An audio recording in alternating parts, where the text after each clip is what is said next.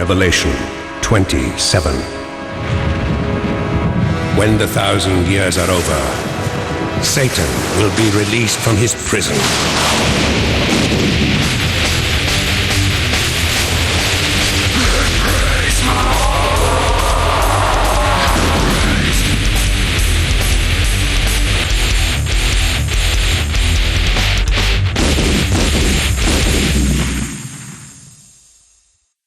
For whatever reason, pretty much every girl I've ever gone out with has been Catholic. And the one story they all told was that when they were young and had to go to confession, they would invariably just make shit up. Apparently, if you went in and told the truth, which was you were just 12 years old and hadn't really done anything wrong, the priest would think you were lying, which was a pretty big sin. So the safer option was to actually lie and pretend you did stuff you never did, like not cleaning your room or hitting your sister. He'd dole out a couple of Hail Marys and you'd go out and play swap cards with your friends. The church was happy, the priest was happy. In fact, the only ones who weren't happy were God, who couldn't help but note the irony of the situation, and little Catholic girls, who became so racked by guilt from the continual lying to Jesus that they ended up as promiscuous, thrice-divorced, alcoholic hussies. Now, you probably think that being a Jew, I couldn't experience Catholic guilt. Well, you don't know about Sicily, 1997. I was filming for the ABC travel show Race Around the World in Biancavilla, Sicily, when I met Father Pino. Hello, I'm Father Pino. I'm a parish in Biancavilla. He had an amazing past, with the mafia blowing up his former church because he was encouraging poor kids to steer clear of organised crime.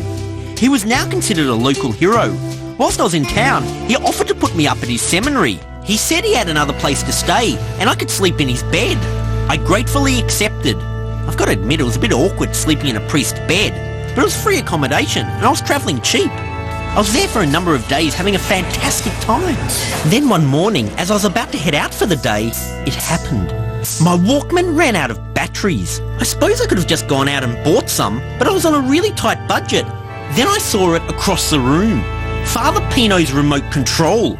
A voice inside my head, possibly Satan's, said, "Take Father Pino's batteries. Take Father Pino's batteries." I tried to resist, but the voice persisted. Then Satan guided my hand.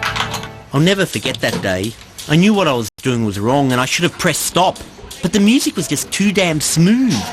That night, after I turned the television off, manually, I lay awake in bed wondering what the punishment was for stealing from a priest.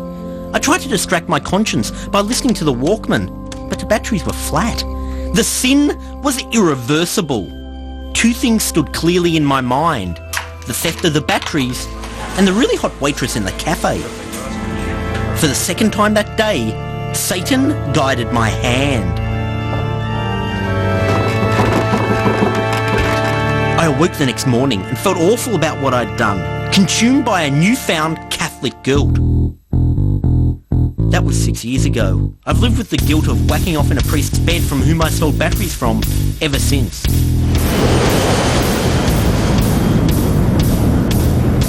I decided I need to make amends and confess my sins to a priest. But not just any priest, Father Pino. Father Pino, good to see you again. Good to see you again. Nice to see you. It'll be changed. That me? Fat. So in your new position, do you have to take confession? Oh, of course. Is that like once a week or something? No, every day nearly. Why does the priest have the right